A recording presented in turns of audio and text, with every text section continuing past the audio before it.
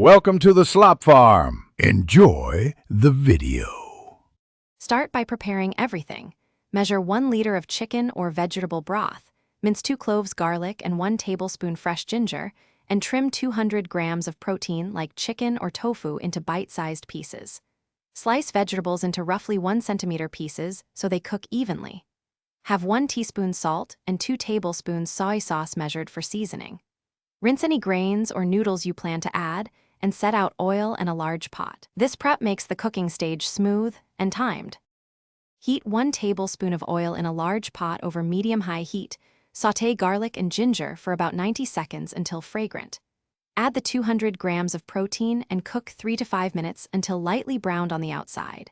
Stir in harder vegetables like carrots first, then softer ones like bok choy.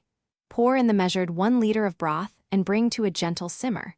Cook for about 8 minutes until vegetables are tender but still bright, stirring occasionally to prevent sticking. Taste and adjust seasoning by adding 2 tablespoons soy sauce, 1 teaspoon salt, and 1 teaspoon rice vinegar. Tweak to preference. If you want a thicker chow texture, dissolve 1 tablespoon cornstarch in 2 tablespoons cold water and whisk into the simmering soup, cooking 1 to 2 minutes until slightly thickened.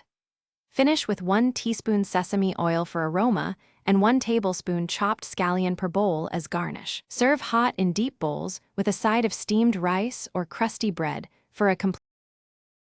Thanks for watching. Consider subscribing if we helped you today.